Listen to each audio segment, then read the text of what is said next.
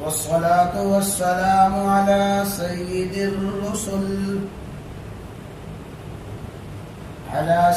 الرسل وخاتم الأنبياء.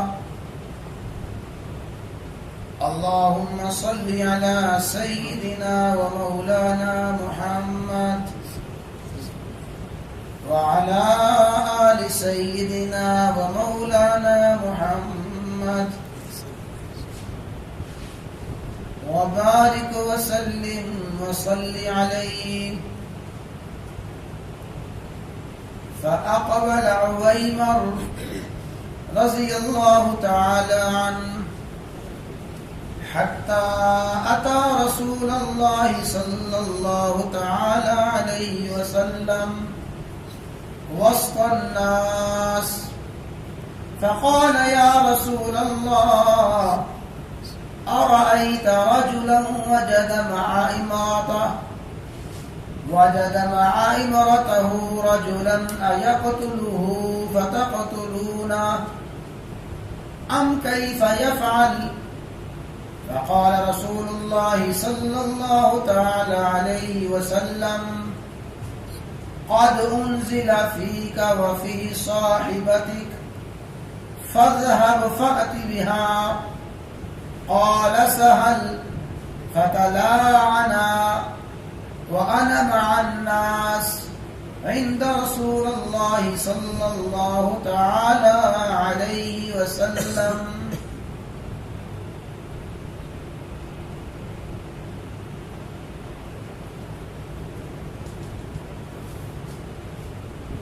اگر کسی شخص نے شریعت کے بتائے ہوئے طریقے کی خلاف ورزی کرتے ہوئے جہالت سے اپنی بیوی کو ایک ہی وقت میں، ایک ہی مجلس میں اور ایک ہی کلمے کے ساتھ 3 مرتبہ طلاق دے دی، تو اس نے یہ طریقہ شریعت کے خلاف اختیار کیا. اس نے جہالت اور اس نے شریعت کی خلاف ورزی کی، لیکن جو ہی اس نے 3 مرتبہ طلاق دی، 3 مرتبہ طلاق دیتے ہی میاں بیوی کا رشتہ ختم. بیوی اپنے مرد کے لیے اور مرد اپنی بیوی کے لیے حرام ہو جائیں گے. اس حوالے سے بات چل رہی ہے. گزشتہ درس میں قرآن کریم کی وہ آیات پیش کی گئی تھی جو سب سے پہلی دلیل اللہ کے قرآن سے دی گئی. اللہ تعالیٰ نے ارشاد فرمایا: الطلاق مرتان، وہ طلاق جس طلاق کے بعد رجوع ہو سکتا ہے وہ 2 مرتبہ تک طلاق ہے. 1 مرتبہ طلاق دی، رجوع ہو سکتا ہے، صلح صفائی ہو سکتی ہے. دوسری مرتبہ طلاق دی، پھر صلح صفائی ہو سکتی ہے. آگے اللہ تعالیٰ نے ارشاد فرمایا: فَإِن طَلَّقَهَا، اگر اس ظالم نے تیسری مرتبہ طلاق دے دی، 2 مرتبہ طلاق دی اور 2 مرتبہ طلاق دینے کے بعد پھر تیسری طلاق دے دی، فَلَا تَحِلُّ لَهُ، اب وہ عورت حلال نہیں ہے اس مرد کے لیے، اب حلال نہیں رہی. تیسری مرتبہ طلاق دینے کے بعد عورت مرد کے لیے کیا ہوگی جی؟ حرام ہوگی. بیک وقت دی گئی 3 طلاقیں وہ 3 ہی طلاقیں ہیں. سب سے پہلی دلیل اللہ تبارک و تعالیٰ کا قرآن ہے. دوسری دلیل حضرت امام بخاری رحمہ اللہ تعالی نے ایک طویل حدیث نقل فرمائی ہے، اور اس حدیث کو نقل فرمانے سے پہلے یہ باب اور عنوان قائم کیا من اجازا طلاق الثلاث، من اجازا طلاق الثلاث. عام آدمی تھوڑا بہت بھی پڑھا لکھا سمجھتا ہے کہ ثلاث کا معنی کیا ہوتا ہے جی؟ تین. من اجازا طلاق الثلاثہ، جس شخص نے 3 مرتبہ طلاق دی اور اس کی طلاق کو جائز قرار دے دیا گیا، یعنی اس نے بیک وقت 3 طلاقیں دی اور اس کی طلاق 3 طلاقیں جائز قرار دی گئی، یہ عنوان قائم کیا. اور حضرت امام بخاری رحمہ اللہ تعالی نے اس عنوان کو قائم فرما کے آگے طویل حدیث نقل فرمائی ہے. اس کی تھوڑی سی تفصیل سن لیں، باقی مزید تفصیل انشاءاللہ عرض کی جائے گی. حضرت عویمر صحابی کا نام ہے عویمر عجلانی.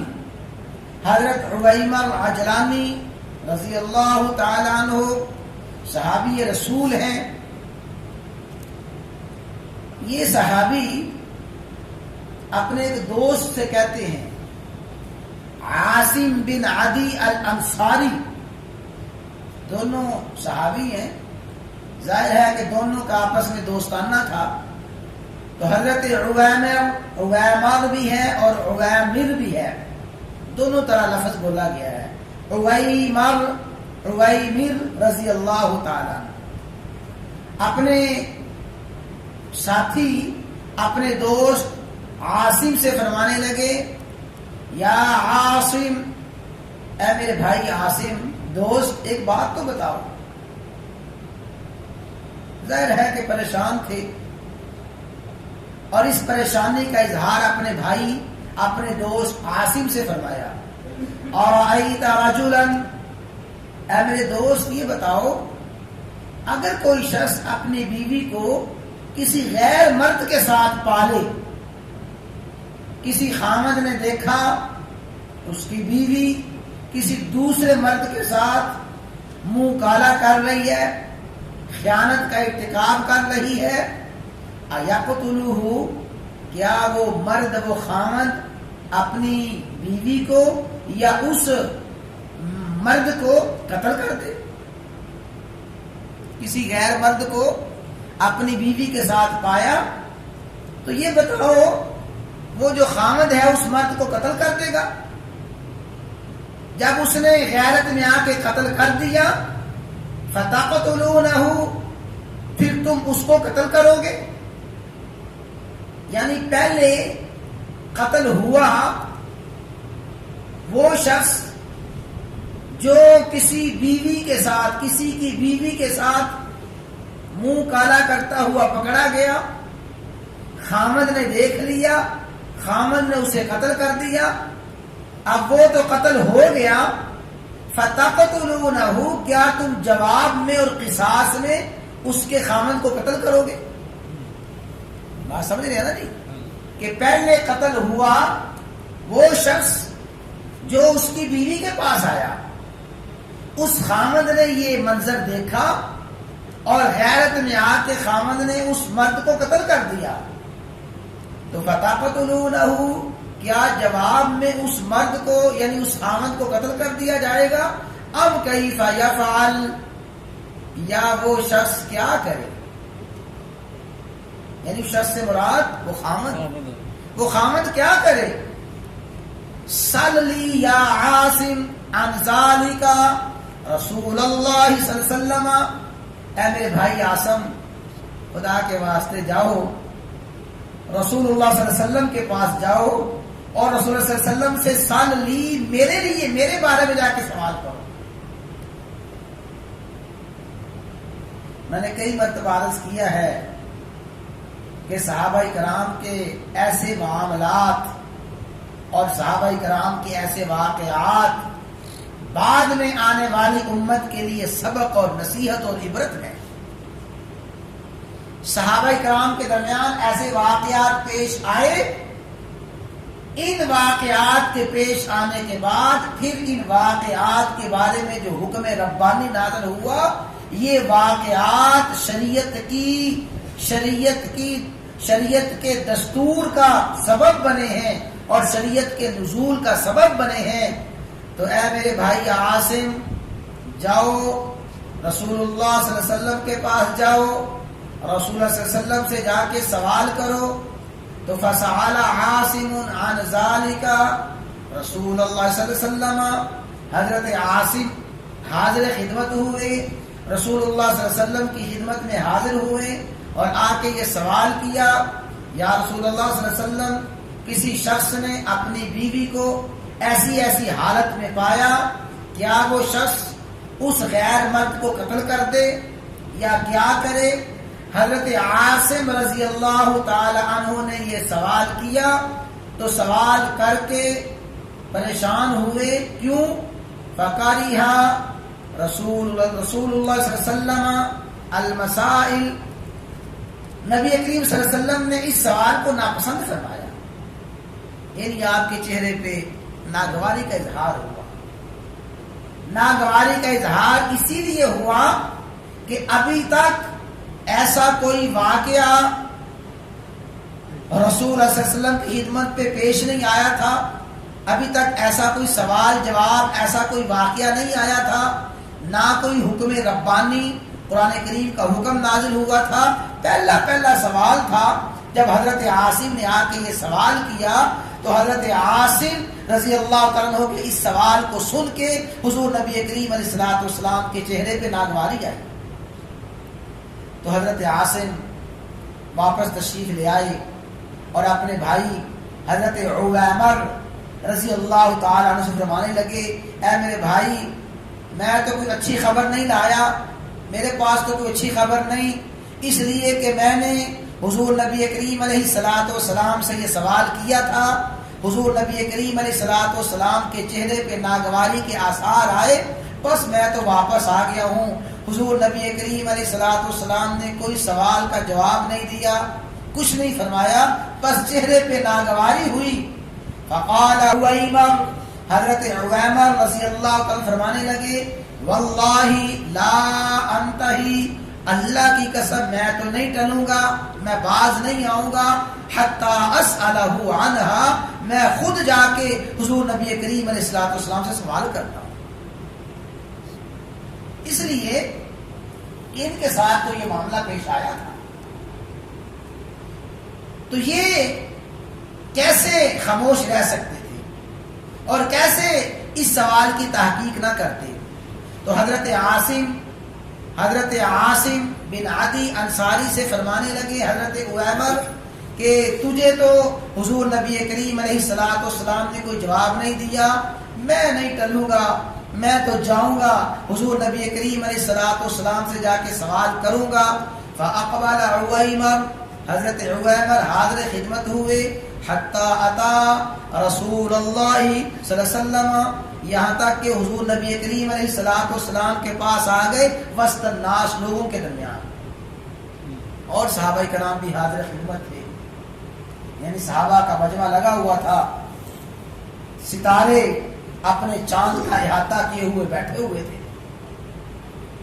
تو حضرت عویمر مجمع میں، محفل میں حاضر خدمت ہوئے اور حاضر خدمت ہوتے ہی عرض کرنے لگے، فقال یا رسول اللہ، یا رسول اللہ صلی اللہ علیہ وسلم، مجھے یہ ارشاد فرمائیے، بتائیے، ارأیت رجلا، ایک شخص نے دیکھا، واجدہ، ارأیت، آپ مجھے بتائیں تو صحیح، یا رسول اللہ صلی اللہ علیہ وسلم ارشاد فرمائیے، ایسی صورتحال ایک شخص نے اپنی بیوی کو کسی آدمی کے ساتھ پا لیا، کسی غیر محرم کے ساتھ پایا، ایقتلہ، کیا وہ خامن اس مرد کو قتل کر دے؟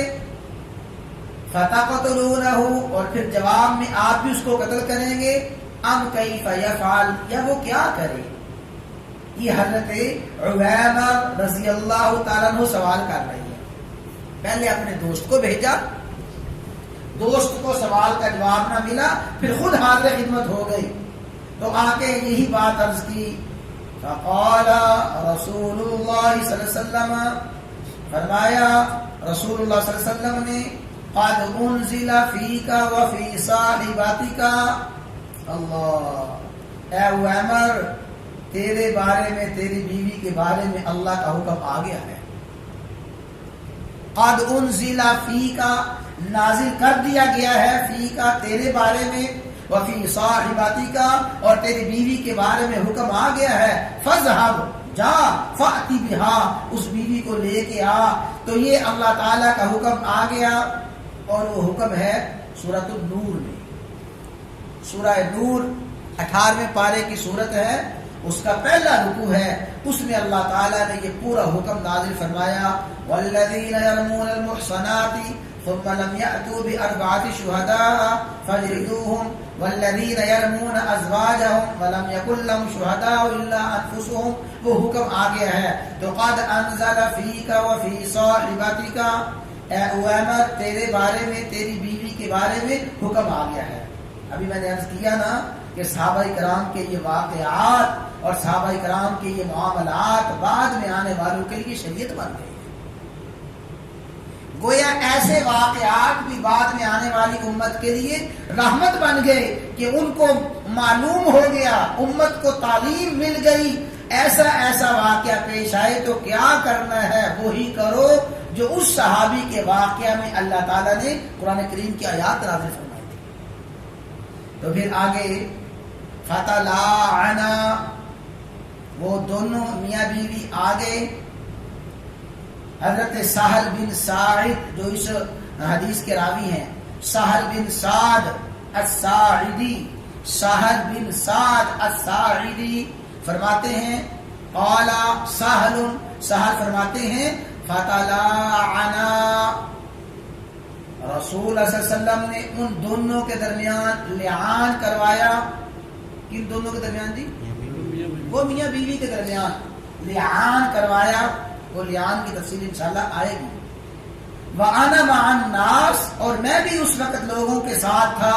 عند رسول اللہ صلی اللہ علیہ وسلم، حضور نبی کریم علیہ السلام جب لعان کروا رہے تھے، مرد سے کہہ رہے تھے تو یہ کلمات کہہ، عورت سے کہہ رہے تھے یہ کلمات کہہ. فلما فرغا، جب دونوں لعان سے فارغ ہو گئے، مرد نے بھی لعان کر لیا، عورت نے لعان کر لیا. قال عویمر، اس لعان کے بعد عویمر کہنے لگے یا رسول اللہ صلی اللہ علیہ وسلم، اگر اب میں اپنی بیوی کو اپنے پاس رکھوں گا پھر تو میں جھوٹا ہوں گا. تو فطلقها ثلاثا، عویمر نے اپنی بیوی کو طلقها طلاقیں دے دی. ثلاثا کتنی؟ تین طلاقیں دی. عویمر رضی اللہ تعالیٰ عنہ نے لعان کے بعد اپنی بیوی کو 3 طلاقیں دے دی. 3 طلاقیں دی. 3 طلاقیں دیتے ہی بیوی فارغ.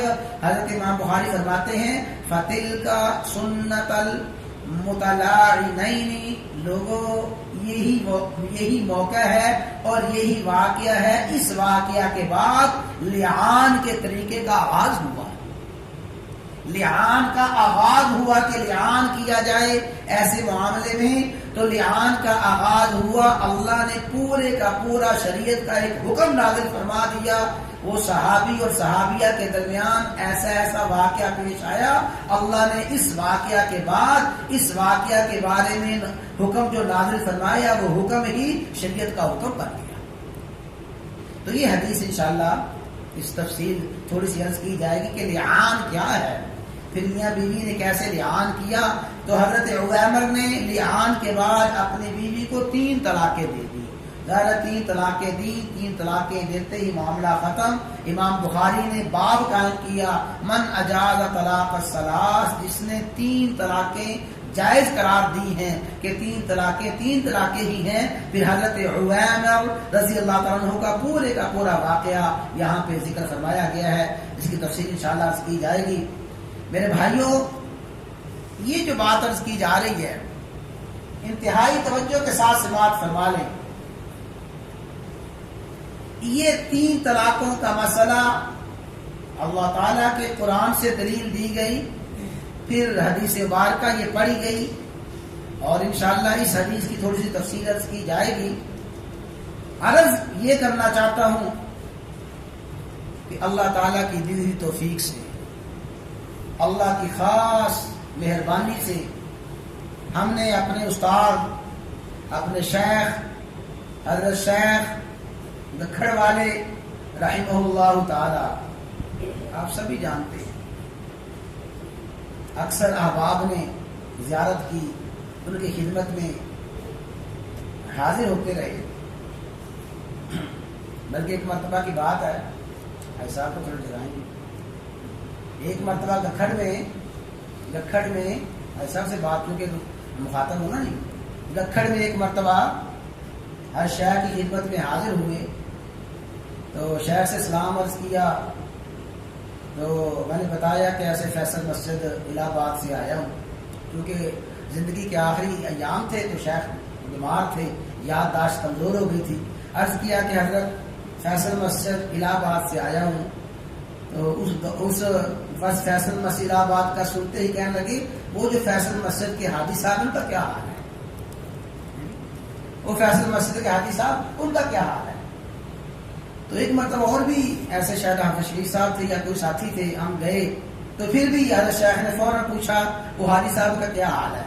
تو اللہ تعالیٰ نے حافظہ دیا تھا اور اتنا تعلق تھا اپنے ساتھیوں کے ساتھ، حضرت شیخ رحمہ اللہ تعالی جنہوں نے کم و بیش 60 سال 65 سال تک بخاری شریف پڑھائی ہے، 60-65 سال تک دین پڑھا پڑھایا، اور اللہ نے پھر وہ مقام دیا۔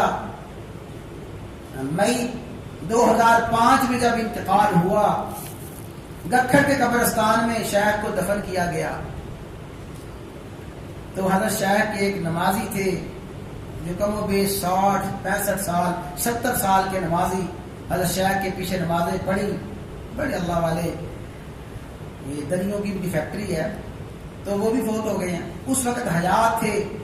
انہوں نے حضرت شیخ کی تدفین کے بعد پہلی رات کی خواب دیکھا، خواب یہ دیکھا کہ جس قبرستان میں حضرت شیخ کو دفن کیا گیا ہے، خواب میں دیکھ رہے ہیں کہ اس قبرستان سے بچھو سانپ جلدی جلدی تیزی کے ساتھ بھاگے دور جا رہے ہیں، بچھو سانپ کیڑے مکوڑے زہریلے جانور اس سے قبرستان سے جلدی جلدی بھاگے جا رہے ہیں، دور جا رہے ہیں۔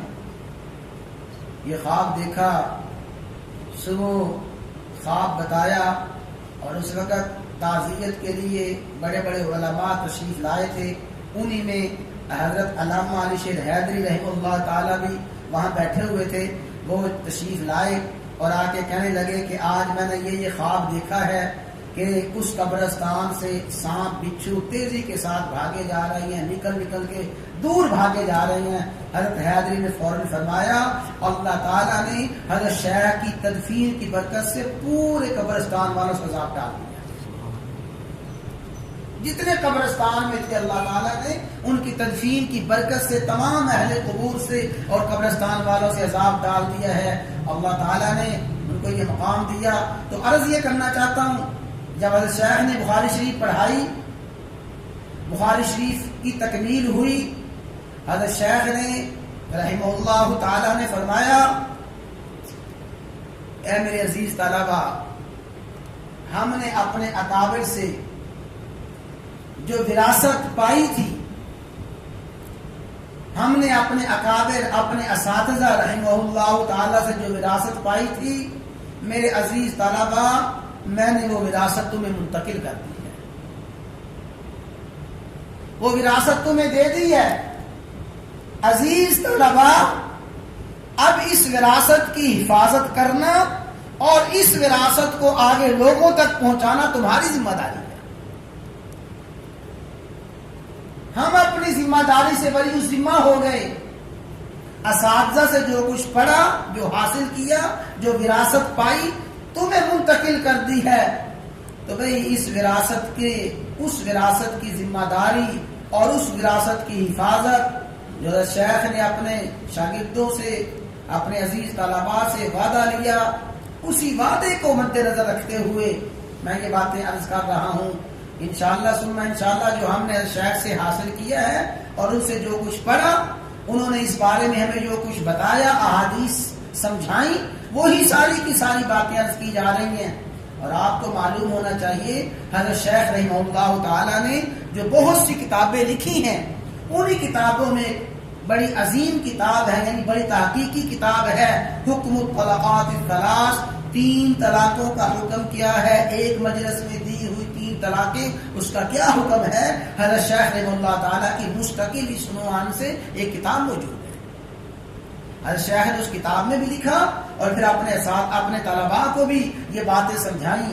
تو میں نے اپنی ذمہ داری سمجھتے ہوئے حضرت شیخ رحمہ اللہ تعالیٰ نے جو کچھ فرمایا، جو کچھ ہمیں سکھایا اور اس کو آگے منتقل کرنے کا حکم دیا، ذمہ داری سمجھتے ہوئے یہ باتیں عرض کر رہا ہوں، اور انشاءاللہ اس عنوان کو مکمل کیا جائے گا۔ کل کا درس یا پرسوں کا درس 2 دروس میں انشاءاللہ یہ بات عرض کی جائے گی۔ تو ایمان ہے، یقین ہے، ہمارا عقیدہ ہے، اللہ تعالیٰ نے جو سمجھ، جو فراست اور قرآن و سنت کا جو علم حضرت شیخ رحمہ اللہ تعالیٰ کو دیا تھا، اس دور میں حضرت شیخ کو امام اہل سنت کا لقب دیا، بڑے بڑے علماء نے دیا۔ تو اللہ نے قرآن کریم کا علوم، قرآن کریم کے علوم، احادیث کے علوم ان پہ کھول دیے تھے۔ جو کچھ انہوں نے فرمایا، بتایا، ہمارا ایمان ہے قرآن و سنت کی روشنی بتایا ہے، اپنی طرف سے کوئی ایسی بات نہیں کی۔ تو انشاءاللہ اس حدیث کی کچھ تفصیل کل کے درس میں عرض کی جائے گی۔ اللہ تعالیٰ سمجھنے کی عمل کرنے کی توفیق عطا